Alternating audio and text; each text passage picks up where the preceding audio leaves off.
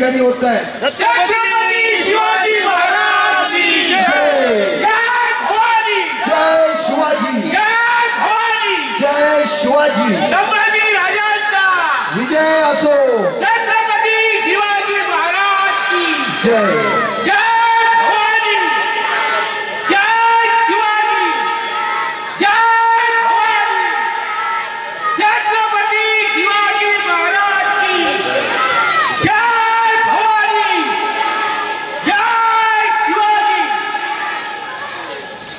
आज योगायोग बघा की महाराजांनी 395 किल्ले जिंकले आणि महाराजांची 395व्या जयंतीचे आपण सर्व साक्षीदार आहोत आणि आपल्याला खऱ्या अर्थाने ही साक्षीदार आठवण करून देण्यासाठी आपल्या गावचं भूषण शिवाजी महाराज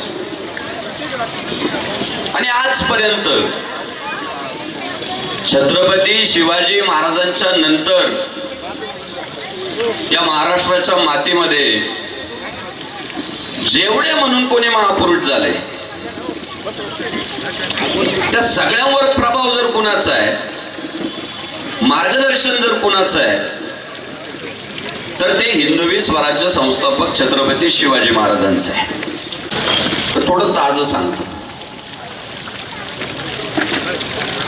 भगवान श्री रामचंद्र प्रभूंची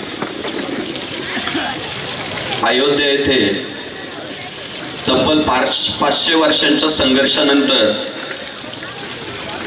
मूर्ती प्राण प्रतिष्ठा झाली। प्रभूंची प्राण प्रतिष्ठा झाल्यानंतर आपण दर्शनाला तिकडे गेलो पाहिजे। कालचं सांगितलं, पण खूप मागे जरी आपण गेलो, त्या इंग्रजांचे काही जे त्यांनी संग्रहित केलेले जे काही विधान आहेत इंग्रजांचे आपल्याकडे, त्यामध्ये लाभलं त्याचं मत असे, महाराज जर 60 वर्ष जगत होते तर आम्हाला हा हिंदुस्थान कधीच काबीज करता आला नसता। महाराजांच्या राज्याभिषेकामध्ये हे इंग्रज, पोर्तुगीज, डच सगळे वाकून उभे, माना खाली घालून उभे शिवरायांसमोर। आणि शिवराय निवर्तल्यानंतर सुद्धा आम्हाला हा देश कधीच काबीज करता आला नसता। आमच्या पाठ्यावर एक गोष्ट अशी पडली की इथली जनता छत्रपती शिवाजी महाराजांना विसरून गेली, त्यांच्या वीरत्वाला विसरून गेली, त्यांच्या शौर्याला विसरून गेली। आणि त्या सोनेरी संधीचा आम्ही फायदा घेतला आणि यांच्यावर आम्ही 150 वर्ष राज्य केलं आणि आपल्याला मान्य करावं लागलं। मागच्या पिढीमध्ये थोडी अडचण झालीच होती आणि जर नसती झाली तर गड किल्ल्यांवरचे दगड कोणी उचलून दिले आपल्याला माहित असतं, गड किल्ल्यांवर कोणी अतिक्रमण केली तेही आपल्याला माहित। आज नवी पिढी वाटतेय की आमच्या गड किल्ल्यांवर अतिक्रमण झालंय, आमचे गड किल्ले लुबाडायचं काम सुरू आहे। ते मागच्या काळामध्ये मला वाटतं 2022 ला एकनाथराव शिंदे साहेब मुख्यमंत्री झाले आणि मला वाटतं एक दिवस त्यांनी अचानक एक बातमी दिली की 1.5 तासामध्ये पोलीस प्रशासन, प्रशासकीय अधिकारी सगळ्यांवर जबाबदारी टाकली आणि प्रतापगडाच्या पायथ्याला त्या अब्दुल्ल्याच्या कबरी भोवती जेवढं काय अतिक्रमण झालं होतं एकरवर जागेत ते सगळं 1.5 तासात त्यांनी हटवलं। चर्चा झाली सगळे महाराष्ट्रावर, हार्दिक अभिनंदन, हार्दिक अभिनंदन, हार्दिक अभिनंदन। मी त्याच्या पुढचा विचार करतो, अहो उठवला जात असतो, इंच जागा काबीज केली जात असते, तेव्हा आमचा हिंदू झोपलेला का असतो? अरे अतिक्रमण हटवण्यापेक्षा अतिक्रमण न होऊ देणं ही खऱ्या अर्थानं आपली जबाबदारी आहे। आणि तुम्हाला माझं बोलणं पटेल, जुन्या पिढीला काही राग नाही येऊ द्यायचा, ही वास्तविकता आहे। हिंदुस्थानात जन्माला आलेल्या माणसानं पंढरपूरला गेलंच पाहिजे, जेजुरीला गेलंच पाहिजे, आपण हिंदू म्हणून बालाजीला दर्शनाला गेलंच पाहिजे। पण बालाजीला जात असताना, जेजुरीला जात असताना, पंढरपूरला जात असताना ज्या बापामुळे हे सगळे देवळं सुरक्षित राहिले, त्या बापाचा जन्म जिथं झाला त्या शिवनेरीची वारी सुद्धा केली पाहिजे। ती समाधी ज्या रायगडावर तयार झाली त्या रायगडावर नतमस्तक होण्यासाठी आमचा बांधव वर्षातून एकदा गेला पाहिजे हो। आज दुर्दैव तुम्हाला सांगतो, आपल्यातच लय नकारात्मक विचार हो। परवा एकाचा फोन आला आपल्या गावातला नाही विषय, पण म्हणे एकाकडे आम्ही वर्गणीला गेलो, त्याला म्हटलं तुमचा बंगला लय मोठा आहे, तुमचा जॉब लय मोठा आहे, तुमच्याकडून आम्हाला थोडी दांडगी अपेक्षा आहे. काय तरुण पोरांचं चुकलं? ते काय म्हटलं माहितीये का? छत्रपती शिवाजी महाराजांनी काय सांगून ठेवलं काय माझी जयंती करा. काय छत्रपती शिवाजी महाराजांनी सांगून ठेवलं का माझी जयंती करा? त्या पोरांचा मला फोन आला. काय उत्तर द्यायला पाहिजे होतं बापू त्याला? म्हटलं त्याला उत्तर नव्हतं द्यायचं, त्याला अजून एक प्रश्न विचारायचा होता. तो आहे बापाने सांगून ठेवलं होतं का माय पित्र घाला? कोणत्या बापाने आपल्या पोरांना सांगितलं मी मेल्यावर माय पित्र घाला, मा दावा घाला, मा वर्ष श्राद्ध घाला, माई जयंती करा? कोणत्या आजोबांनी कोणत्या पंजोबांनी सांगितलं होतं माझे पित्र घाला, माझी जयंती उत्सव करा, माझा फोटो तुमच्या घरात लावा? नाही ना सांगितलं. मग पुत्र म्हणून, वंशज म्हणून आमची जबाबदारी आहे आमच्या बापाचे पित्र घालणं, आमच्या आज्याचे पित्र घालणं, दावा घालणं, वर्ष श्राद्ध घालणं. आणि तत्कालिक कविवर्यांचं म्हणणं आहे, काशी की कला जाते मथुरा में मस्जिद वस्ती, अगर एक छत्रपती शिवाजी न होते तो हम सबकी सुन्नत होती. आज हिंदू म्हणून आपण कपाळाला टिळा लावू शकतो आणि पाटील म्हणून कडक टोप्या घालून जे मिरवू शकतो ना, ते फक्त या छत्रपती शिवाजी महाराजांमुळं. आपल्या उत्पन्नातला मोठा भाग इथल्या मातीच्या कणाकणावर जर अधिकार कोणाचा आहे तर तो छत्रपती शिवाजी महाराजांचा आहे. त्यांच्यामुळं आज आपण हिंदू आहे, त्यांच्यामुळं आज आपण सरपंच आहे, उपसरपंच आहे, आमदार आहे, खासदार आहे, पक्षांचे प्रमुख आहे. ते जर नसते ना तर वाचा सगळे मियान भाभीत सापडले असते की मी हा हिंदू धर्म कधी संपू देणार नाही. यदा यदा हि धर्मस्य ग्लानिर्भवति भारत अभ्युत्थानम अधर्मस्य तदात्मानं सृजाम्यहम् परित्राणाय साधूनां विनाशाय च दुष्कृतां धर्म संस्थापनार्थाय संभवामि युगे युगे. मी हा हिंदू धर्म कधी संपू देणार नाही. जेव्हा जेव्हा धर्म अडचणीत येईल तेव्हा तेव्हा मी अवतार घेईल आणि या हिंदू धर्माचं, या भगव्या पताकाचं मी रक्षण करल. हा आपल्या देवानं दिलेला शब्द आहे आणि देवानं तो शब्द वेळोवेळी पाळलाय. किती धर्म अडचणीत येऊ द्या, आशा एकच बाळगायची, आपण धर्मनिष्ठ राहायचं. देव आपला धर्म संपू देत नाही. देवानं तो शब्द पाळला. रावणासारखा दैत्य माजला, भगवान श्री रामचंद्र प्रभू अवताराला आले. कंसासारखा दैत्य माजला, गोपाल कृष्ण अवताराला आले. आणि अब्दुल्ल्यासारखे दैत्य माजले, आपले छत्रपती शिवाजी महाराज अवताराला आले. ते अवताराला आले म्हणून आमचं अस्तित्व टिकलंय. जगातला सर्वात मोठा उत्सव जर कुठला असला, आज वस्तुस्थिती अशी, जगात सर्वाधिक पुतळे हे छत्रपती शिवाजी महाराजांचे. सगळ्यांचे आदर्श छत्रपती शिवाजी महाराज आहे. 150 वर्ष आपण होरपळल्या गेलो का? आपण शिवचरित्र विसरलो, आपण शिवाजी महाराजांचा पराक्रम विसरलो आणि पुन्हा क्रांतीची ज्योत पेटली नाही. हे इंग्रज हरामखोरे, यांना पळवून लावलं पाहिजे. हे फोडा आणि राज्य करा हे तंत्र अवलंबताय आणि म्हणून चळवळी सुरू झाल्या. पण प्रत्येक वेळी चळवळीमध्ये 2 गट पाडतातच. 2 गट पडले, मावळ गट, जहाल गट. काही म्हणायचे स्वातंत्र्य तर मिळवायचंय पण शांतीच्या मार्गाने मिळवायचंय. काही म्हणायचे शांतीच्या मार्गाने कुठं स्वातंत्र्य मिळत असतं का? आणि उदाहरण शांतीच्या मार्गावाले द्यायचे, अहिंसा परमो धर्म, भले तरी देऊ कासेची लंगोटी, मऊ मेना होणे आम्ही विष्णुदास. शांतीच्या मार्गाने काम करणारी मंडळी अशी उदाहरणं समाजापुढे ठेवू लागली. शांतीत क्रांती, शांतीत क्रांती, शांतीत क्रांती. पण पराक्रमी जे पोरं होते, रक्त ज्यांचं सळसळत होतं, ती पोरं म्हणाले अर्धच का सांगता? आपल्या धर्मशास्त्रानं अहिंसा परमो धर्म सांगितलं, पण ती अहिंसा जर समोरच्याला कळत नसेल तर धर्म हिंसा तथैवच. धर्मासाठी कापावंच लागतंय. आपला एकही देव बिना शस्त्राचा नाहीये. प्रत्येकाच्या हातात धनुष्य आहे, प्रत्येकाच्या हातात तलवार आहे, प्रत्येकाच्या हातात त्रिशूळ आहे. युद्ध करणारा, संघर्ष करणारा लढाऊ योद्ध्यांचा आदेश. आणि त्या देशात तुम्ही सांगताय मऊ मेनावणे आम्ही विष्णुदास, त्याच्या पुढचं सांगा कठीण वज्रास भेदवायचे, भले तरी देऊ कासेची लंगोटी, त्याच्या पुढचं सांगा नाटाळाच्या माती हाणू काठी. आणि दुसरा गट सक्रिय झाला.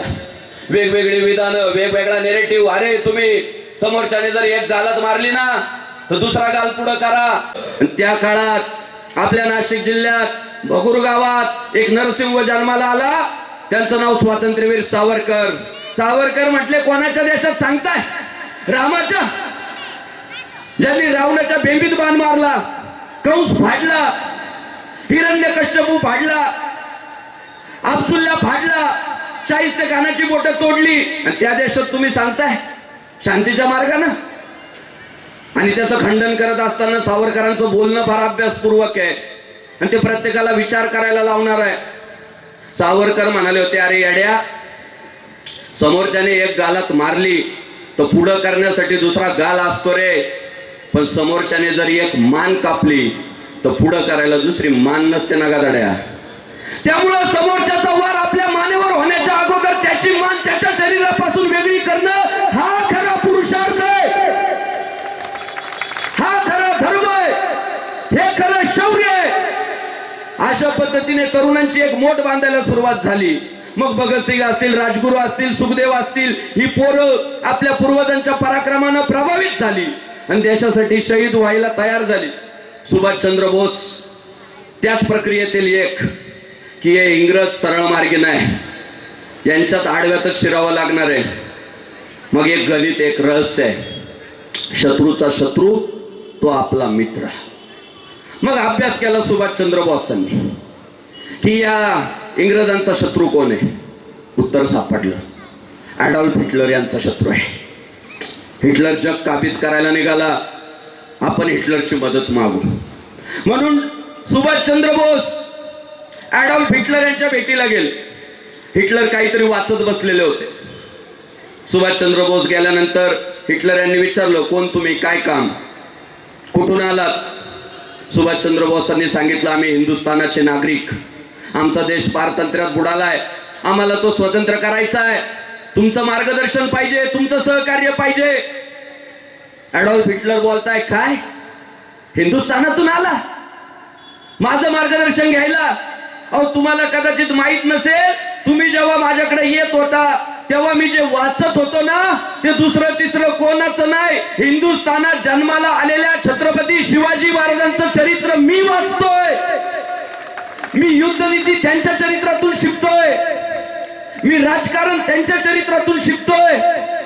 अरे तुम्ही मला विचारताय इंग्रजांचा पराभव कसा करायचा? अहो हिंदुस्थानात जन्माला आलेल्या माणसाला दुसरं तिसरं कोणाचं मार्गदर्शन घ्यायची गरज नाही, एक छत्रपती शिवराय त्यांना पुरेसे आहे. आणि पुढच्या काळामध्ये सुभाषचंद्र बोसांनी पुन्हा एक कबुली दिली की इंग्रजांच्या नजर कैदेतून सुटण्याचं कौशल्य मला छत्रपती शिवाजी महाराजांची आग्र्याहून सुटका वाचून कळालं. मला एक आश्वासन मिळालं, मला एक आत्मविश्वास निर्माण झाला की माझा राजा जर क्रूर औरंग्याच्या नजर कैदेतून सुटला होता तर मीही ह्या क्रूर इंग्रजांच्या नजर कैदेतून सुटू शकतो. आणि तो आदर्श घेऊन सुभाषचंद्र बोस इंग्रजांच्या कैदेतून सुटले. म्हणजे स्वातंत्र्य सेनानींचे सुद्धा आदर्श कोण? छत्रपती शिवाजी महाराज. अजून बोलू तुम्हाला, ज्यांनी स्त्री शिक्षणाची मोठी चळवळ राबवली की महिलांना मूळ प्रवाहात आणलं पाहिजे, स्त्री शिकली तर जग पुढे जाईल, देश पुढे जाईल, संस्कृती पुढे जाईल.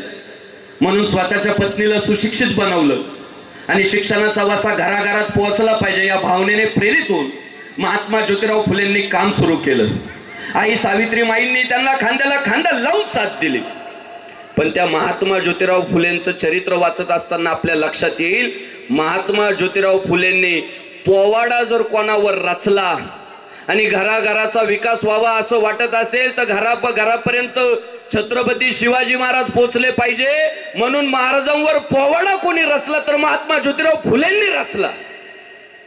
महात्मा ज्योतिराव फुले प्रभाव शिवरायांचा, लोकशाहीर अण्णाभाऊ साठे शिवरायांवर पोवाडा गातात, दैवत मानतात शिवरायांना आणि आपली वाटचाल सुरू करतात.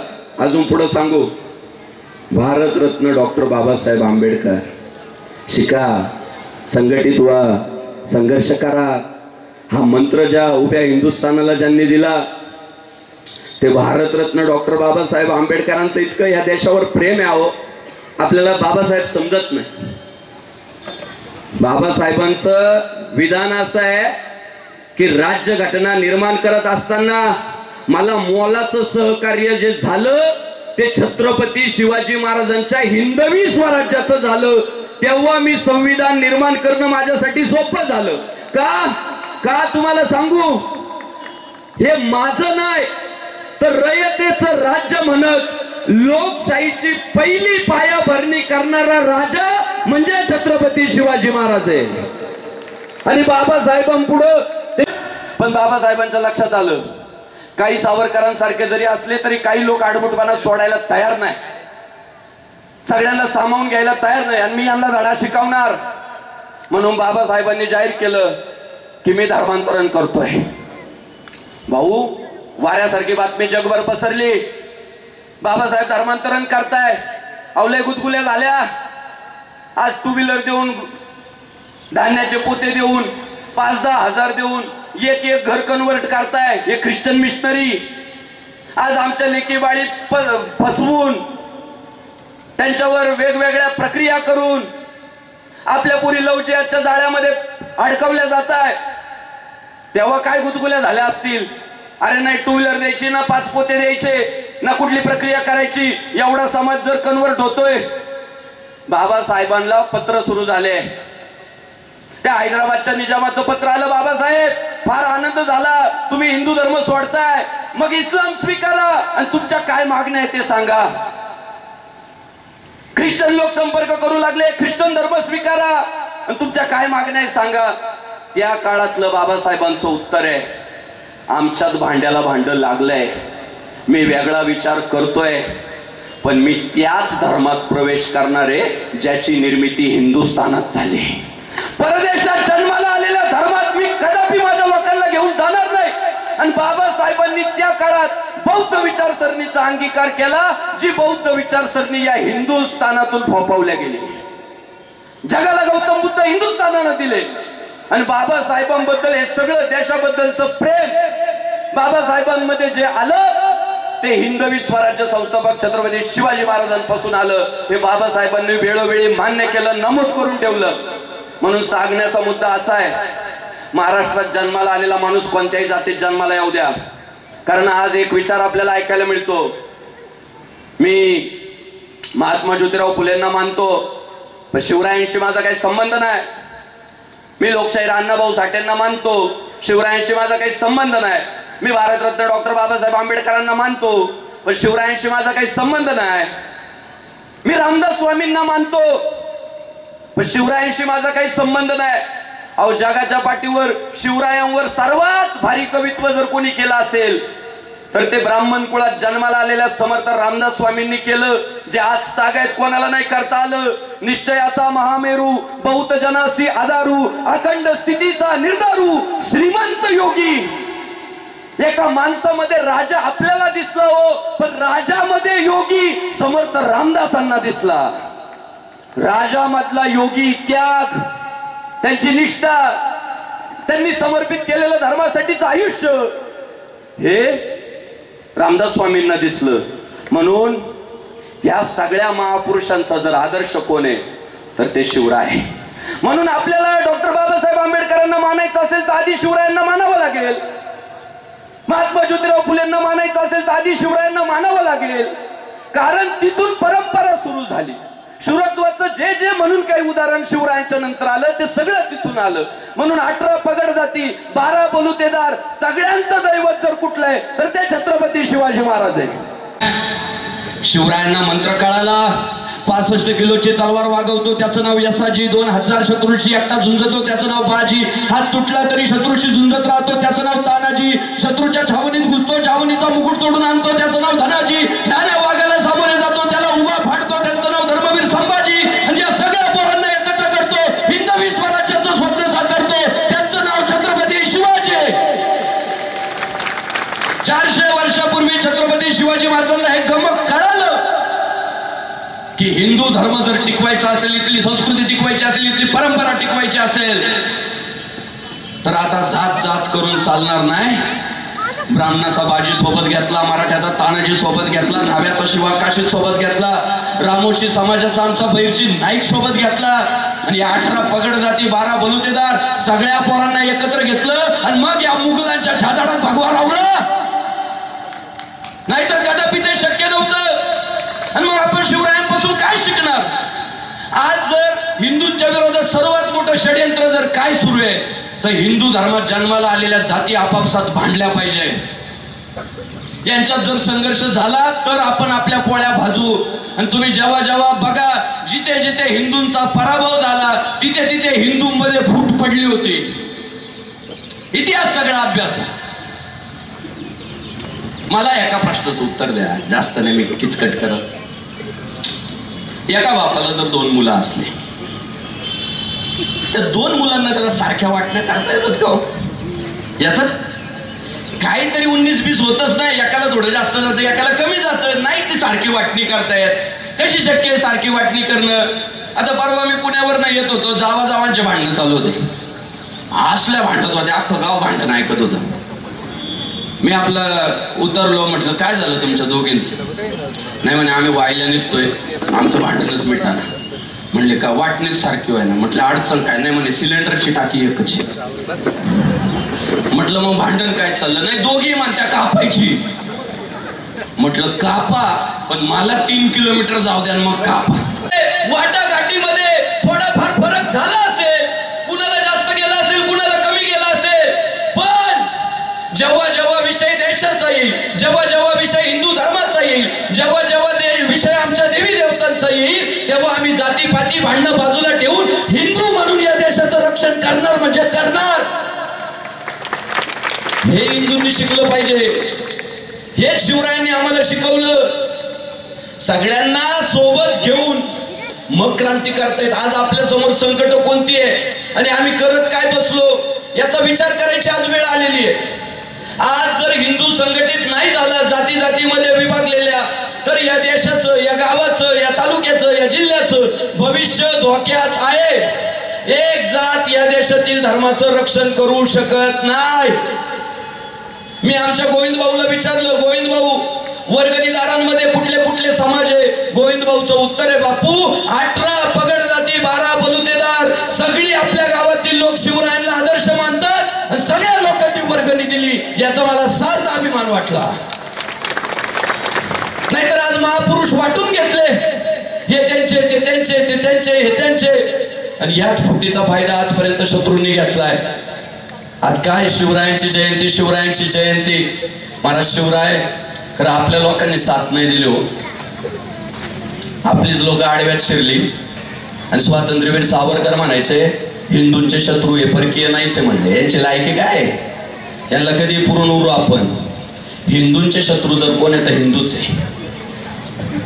हिंदू धर्मात जन्माला येऊन आपणच हिंदू धर्मातल्या उणिवा काढतो.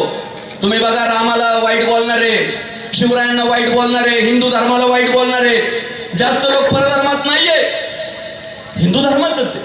पोरं सुद्धा मला फोन करून म्हणतात बापूराव आपल्याच धर्मात जन्माला आला आणि आपल्याच विरोधात काम करतोय. मी त्यांना सांगत असतो पोरांना जास्त चिंता करू नका, जास्त वाईट वाटून घेऊ नका. त्यांची आडनावं फक्त हिंदूंची. हे औरंगजेब अफजुल्ला जेव्हा इकडे आक्रमण करायला यायचे ना, अनेक घरांमध्ये कार्यक्रम वाजून गेलेले. कळायला थोडं अवघड आहे पण घरी गेल्यावर विचार करा. आणि ही वस्तुस्थिती आहे. ज्याच्या शरीरात रक्ताचा थेंब आणि थेंब हिंदूचा आलाय ना, तो कोट्यावधी रुपये दिले तरी शिवरायांच्या विरोधात बोलू शकत नाही. ज्याच्या शरीरामध्ये रक्ताचा थेंब आणि थेंब फक्त हिंदूचा आलाय, तो भगवान श्रीरामांच्या विरोधात बोलू शकत नाही. इथल्या संस्कृतीच्या, इथल्या परंपरेच्या विरोधात तो बोलू शकत नाही. फक्त त्याचं रक्त शुद्ध असलं पाहिजे. जसं तुकाराम महाराजांनी सांगितलं, शुद्ध बीजापोटी फळे रसाळ गोमटी. बीज जर शुद्ध असेल तर त्यापासून निर्माण होणारी फळं सुद्धा मधुर असतात. आज काय शिवरायांचं प्रेम हो, काय प्रेम. मला एक सांगा, हे इंग्रज, पोर्तुगीज, डच आव माना वाकून शिवरायांच्या पुढे उभे होते. शिवराय जर म्हटले असते एखादा तुमच्याकडचा कोट पाठवा राव मला ट्रायल करायला, हसत पाठवले असते ना. त्यांना तर भ्रष्ट करायचीच होती ना आपली लोक. शिवरायात जर परकीय संस्कृतीचं अनुकरण करायला लागले, जनता तर लय बिथरली असती. पण शिवरायांनी कधी आपल्या गणवेशाशी, पोशाखाशी तडजोड नाही केली, नाही केली. जिरेटोप घालत होते, भारतीय संस्कृतीचा वेश, कवड्याच्या माळा, मोत्यांच्या माळा गळ्यात घालत होते आणि कपाळावर ना भस्म लावल्याशिवाय, चंद्रकोर लावल्याशिवाय महाराज घोड्यावर बसत नव्हते हो. काय धर्मनिष्ठा होती. मी तर लहान लहान पोरांना सांगतोय, शाळेत सुद्धा चंद्रकोर लावून आणि मॅडम जर म्हटली टिळा का लावून आला, तिला सांगायचं पिऊन आलेला शिक्षक चालतो, टिळा लावून आलेला विद्यार्थी का चालत नाही. मागच्या 2 महिन्यापूर्वी पिऊन आलेला शिक्षक व्हायरल झाला होता. काढा म्हटला व्हिडिओ, मला लागतीच मी काय करू. व्हिडिओ व्हायरल झाले. मग तसे शिक्षक जर शाळांमध्ये चालत असतील तर हिंदुस्थानामध्ये हिंदू पोरं कपाळाला टिळा लावून गेलेले का चालत नाही. उलट टिळा लावून जा आणि शिक्षकाला सांगा तू पण लांड कपाळ ठेवू नको, टिळा लावून येत जा शिकवायला. लावलंच पाहिजे. अहो त्यांच्यामुळे आपल्याला कपाळाला टिळा लावता येतोय. मला एक सांगा, आपल्याला आज अब्सुल्याचा कोताळा काढायचा आहे का नाही काढायचा. शाहिस्त्याचे बोट छाटायचे नाही छाटायचे. आज आपल्याला फक्त शिवरायांनी निर्माण केलेलं जे हिंदवी स्वराज्य ते राखायचं आहे. हो, ते राखायला आपण कमी पडतोय. आपल्या धर्माचा आपल्या संस्कृतीचा आपल्याला अभिमान नाही राहिला. परवा एकाला म्हटलं टिळा का लावत नाही, ते हसत मला म्हणतो मी सायन्सला आहे. इतकं वाईट वाटलं. म्हटलं एकनाथराव शिंदे साहेबांना सांगून याचा एन्काउंटर करा कधी. हो, या शिवरायांना काय म्हटलंय, हिंदूंचा राजा. सगळ्या नोंदी बघा, इंग्रजांच्या, पोर्तुगीजांच्या, डाचांच्या. कोणता राजा? हिंदूंचा राजा. हिंदू पद पातशाह त्यांची पदवी. आणि आम्हाला धर्माचा अभिमान नाही राहिला. मी तर सांगत असतो, जो हिंदू म्हणून जन्माला आला त्याने आज शिवजयंतीच्या निमित्तानं संकल्पच करायचा, टिळा लावल्याशिवाय उंबरठा ओलांडणार नाही. आणि टिळावाल्यांसाठी दिवस चांगले. हो, मुख्यमंत्री टिळा लावताय, पंतप्रधान टिळा लावताय. पण तुम्हाला आम्हाला कशाची लाज वाटू राहिली. आपण धर्मनिष्ठ होऊ. येतो धर्मस्थ तो जय. हा जिथं धर्म आहे तिथं विजय.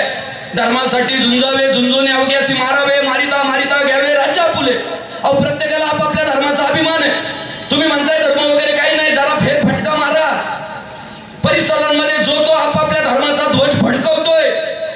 पत्र्याचं घर असलं तरी त्याच्यावर फडकवतोय, झाडावर फडकवतोय, पाण्याच्या टाकीवर फडकवतोय. आणि तुमचे अरे त्या बापाच्या कष्टामुळे आपले एकरात शेत आहे. हो, एकरात आहे. मग आपल्या घरावर भगवा फडकायला नको. मी तर आज प्रबोधन करतोय, 19 फेब्रुवारीला घरावर लावलेला भगवा ध्वज 365 दिवस फडकत ठेवणं आपलं कर्तव्य आहे.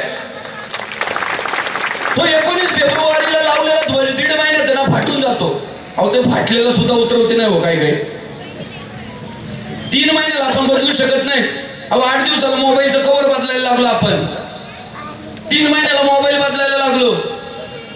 आपण बदलू शकत नाही ध्वज. धर्माचा अभिमान ज्या लोकांनी सोडला ती लोक संपली. सगळे धर्मनिष्ठ आहे. कोण धर्मापासून बाजूला जात नाही. आणि जर म्हणत असेल ना काही नाही व्हावं सगळ्यांनी हिंदू, उद्यापासून सोडून देतो मी कीर्तन प्रवचन बंद करून टाकतो. ज्या देशामध्ये हिंदू बहुसंख्या आहे सगळ्यांनी हिंदू व्हावं, काही आमची तक्रार नाही.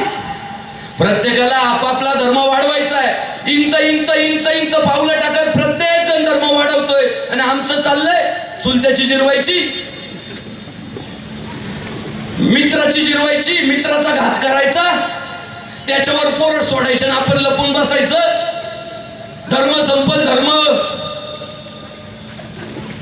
म्हातारी मेल्याचं दुःख नसतं, पण काळ सोकावतो. मागच्या काळामध्ये हिंदू तरुणांवर जे हल्ले झाले या गावात, या धोक्याच्या घंटा आहे. ज्यांच्याकडे वर नजर करून पाहायची दानत नव्हती, त्यांच्या घरात जन्माला आलेल्या पोरांवर जर हल्ले होत असतील सामूहिक, तर ती धोक्याची घंटा आहे. आणि आज जर तुम्ही एकवटले नाही, आज तुम्ही एकत्र झाले नाही, काय स्वराज्याची अवस्था होणार आहे. हीच लोक होती पूर्वी, पण काही नाही करत. इंग्रज लय चांगले व्यापार करायला आले, बाप होऊन बसले. 150 वर्ष गेले हाकलायला. मुघल लय चांगले, लय राजा माणूस तो, लय गोड बोलतो माझ्यासोबत. अरे जेव्हा सीतेला फसवायचं असतं ना, रावण साधूच होऊन येतो. तो साधूच्या वेशातला रावण जर तिला कळाला नाही तर तिची हाल ठरलेलं म्हणजे ठरलेलं आहे. आम्हाला या साधूच्या वेशातले रावण कळायला नको.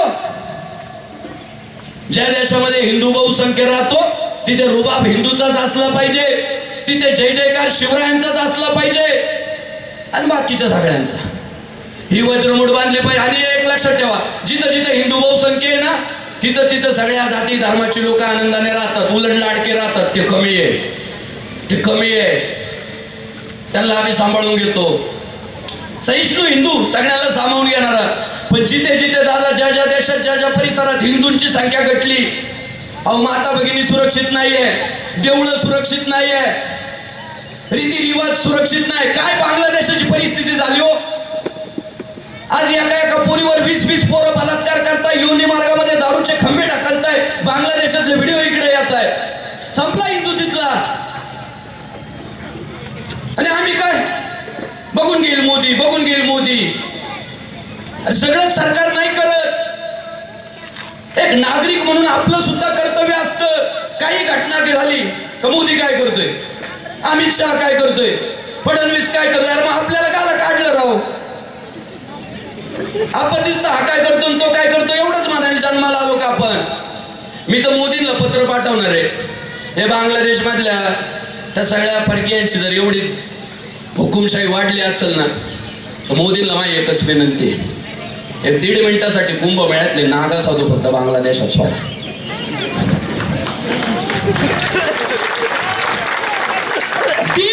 जर आमचे नागा साधू बांगलादेशात सोडले ना, पुढच्या अर्ध्या सेकंदात बांगलादेश हिंदू राष्ट्र झालेला असेल. ठीक आहे, मन उगीच नाही नंगे को खुदा डारताय. ही वस्तुस्थितीच आहे. जेव्हा जेव्हा धर्म संकटात आला, कुणाला जर वाटत असेल या संग्राम बापूला काय एवढी खुमखुमी आहे, तर त्याला माझं सांगणं आहे, संग्राम बापू नंतर पहिल्यांदा तो हिंदू धर्माचा सेवक आहे, तो एक धार्मिक माणूस आहे. तो धर्माचं देणं लागतो, तो धर्माचा प्रचार करणार आणि त्याच्या धर्मावर होणाऱ्या कारवाया तो थांबवणार. हे त्याचं कर्तव्य आहे.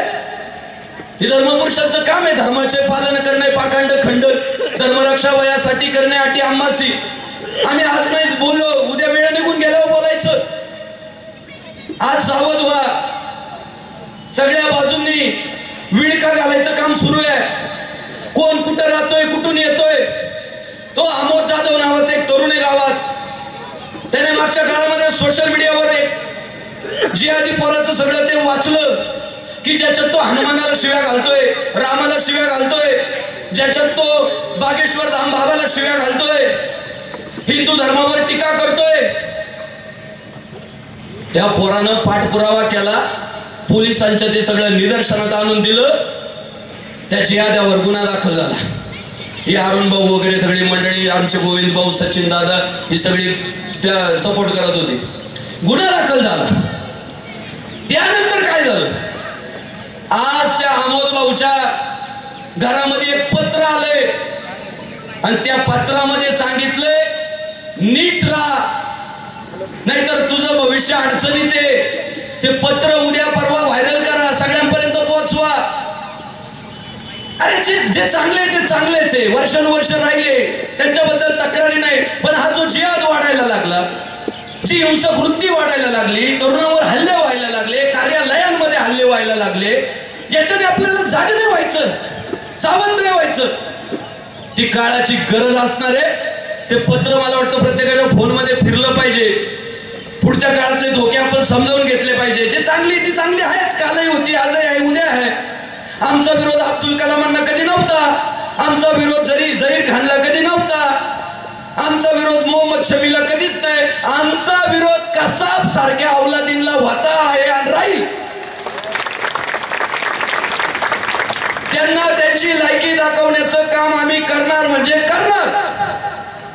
ते शिवरायांनी शिकवलं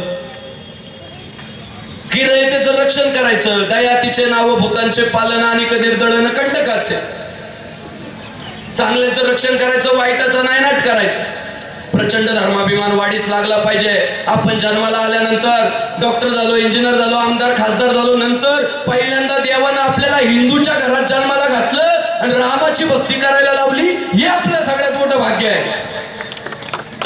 आणि तशा पद्धतीने शिवरायांची धर्मनिष्ठा सांगू तेवढी सांगतो, भाषण संपवतो. ऐका किती धर्मनिष्ठ. त्या दक्षिण दिग्विजयाच्या निमित्तानं शिवराय आंध्र प्रदेशमध्ये गेले होते. आंध्र प्रदेशमध्ये श्री शैल मल्लिकार्जुन महाराजांचं मंदिर आहे. महाराजांनी पाहिलं आसपास, अरे हिंदूंचं एवढं मोठं दैवत आणि आजूबाजूचे घाट झालेले नाही. मंदिराचे गोपूर अपूर्ण. शिवरायांनी तिथल्या सगळ्या कामगारांना बोलावून घेतलं, इथले गाढ बांधून काढा, मंदिराचे सगळे गोपूर बांधून काढा. कामगार म्हटले आम्ही काम करायला तयार आहे, पण पैसा. शिवराय म्हटले जेवढा पैसा लागल तेवढा हा शिवाजी राजा पुरवल.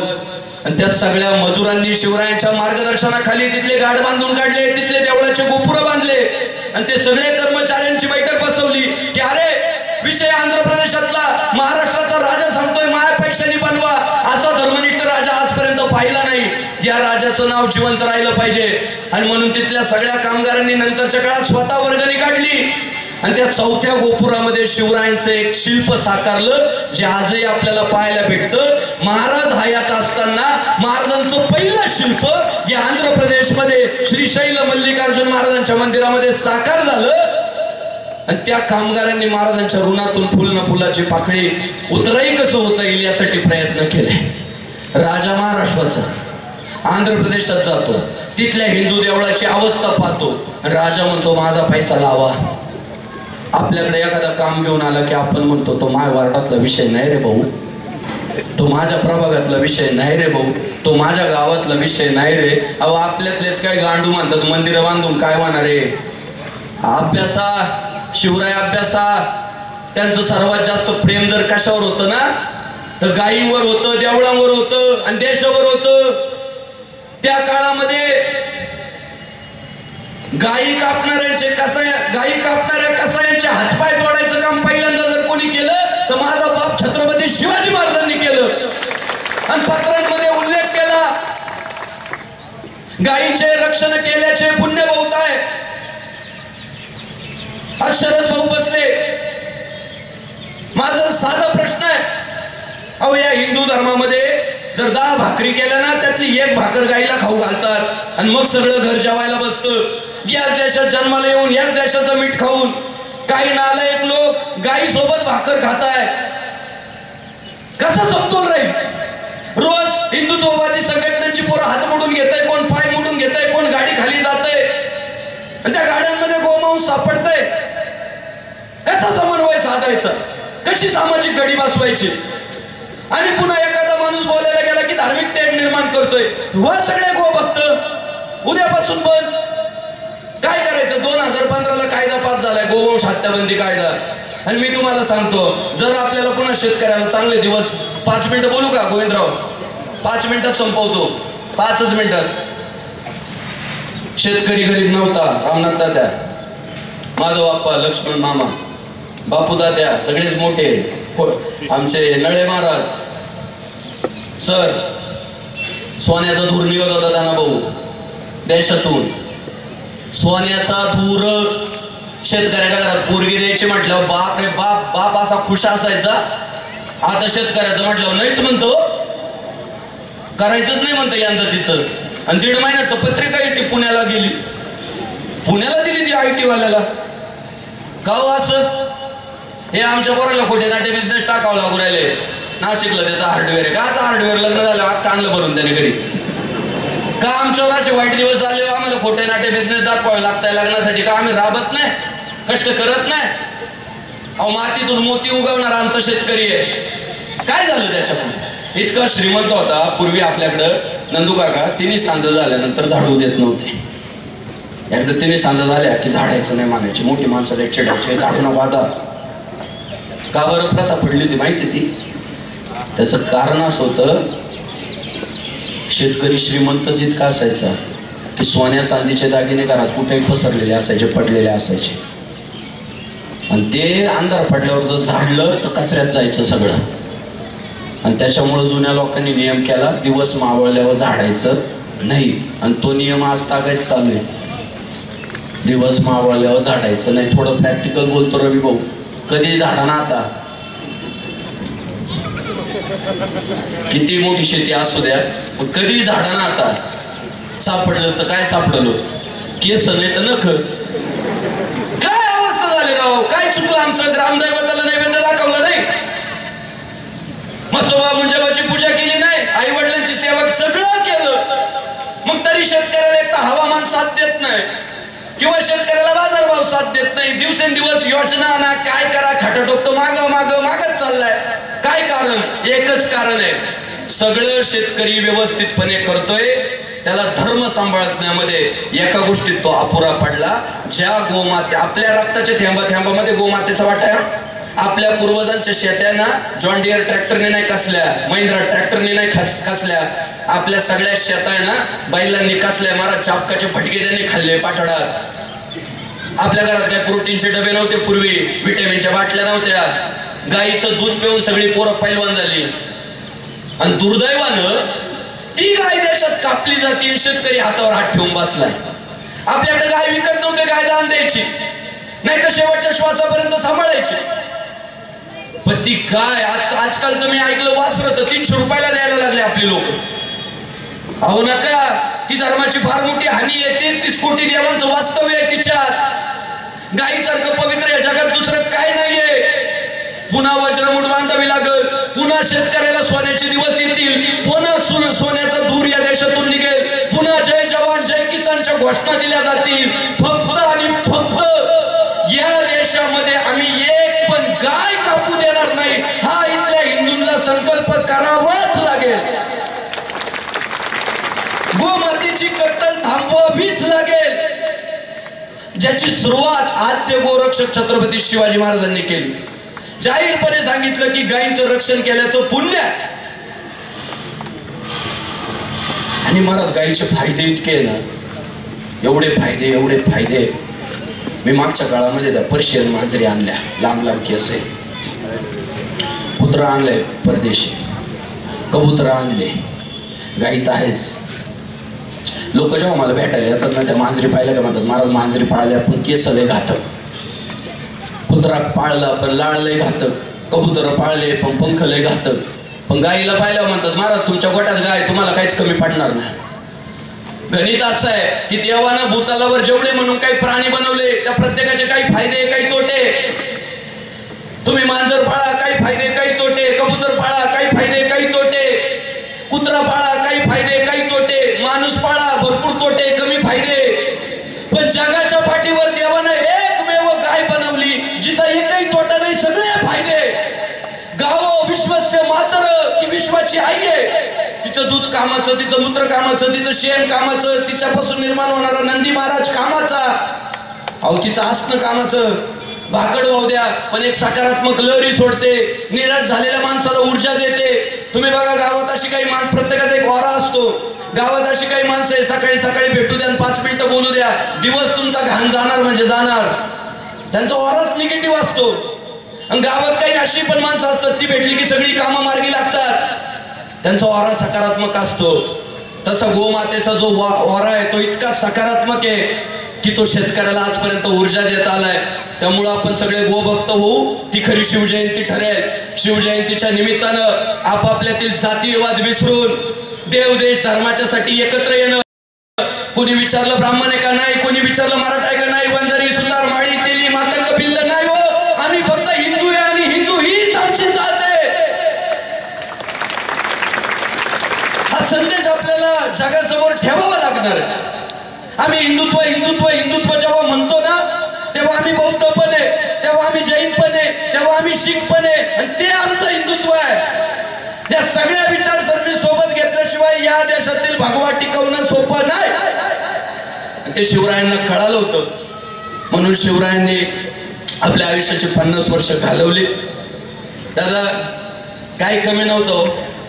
बाप शहाजी राजा, आजा लखोजी राजा, आजोबाकडं राजेशाही, बापाकडं राजेशाही. दर आठवड्याला त्याला गोव्याची ट्रिप काढता आली असती.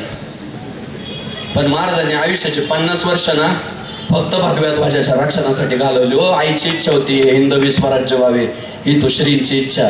आयुष्य घालवली राव धर्माच्या रक्षणासाठी. आणि त्यांच्या जयंती उत्सवासाठी आम्ही थोडं योगदान जर देत असू ना, फार उपकार नाही करत महाराजांवर, आपलं ते कर्तव्य आहे. पुढच्या काळामध्ये तर मी माझ्या सहकाऱ्यांना सांगतो, आपल्याला ह्या शिवजयंती उत्सवाची तयारी ना 1 महिना आधी नाही तर 3 महिने आधी सुरू करायची. एकच बेसुकेने गाव आहे महाराज. केने शब्दाचा अर्थ होतो मुक्काम आणि सु शब्दाचा अर्थ होतो चांगला. मुक्कामासाठी चांगलं गाव, त्याचं नाव सुकेने. केने शब्दाचा अर्थ मुक्काम आहे आणि सु म्हणजे चांगला, मुक्कामासाठी चांगला भाग म्हणजे सुकेने. म्हणून सगळे इकडे मुक्कामाला येत आहे. त्यामुळं या गावातली शिवजयंती या सगळ्या सहकार्यांच्या नेतृत्वामध्ये पुढच्या काळामध्ये आपण सगळे संकल्प करू.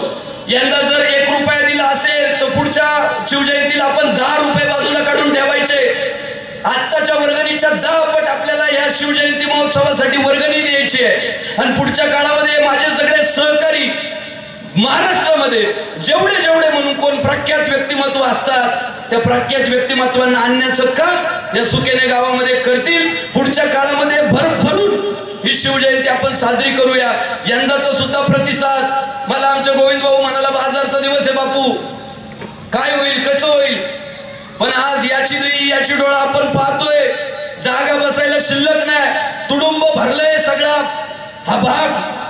हे खऱ्या अर्थानं यश आपल्या सगळ्यांचं आणि हे एकजूट पुढच्या काळामध्ये टिकवायची आहे. आज भावाभावांची भांडणं असतील मिटून टाका, मित्रांची भांडणं असतील मिटून टाका, पाहुण्या रावळ्यांची भांडणं असतील मिटून टाका, सासू सुनांची भांडणं असतील मिटून टाका. का आता स्वतःसाठी नाही तर धर्मासाठी जगायचंय म्हणून एकत्र या. हे हिंदूंचं गाव आहे. शिवरायांचे मावळे इथं राहतात. 18 पगड जाती, 12 बलुतेदार समाजाचा भगवा ध्वज हा दिमाखात फडकला पाहिजे.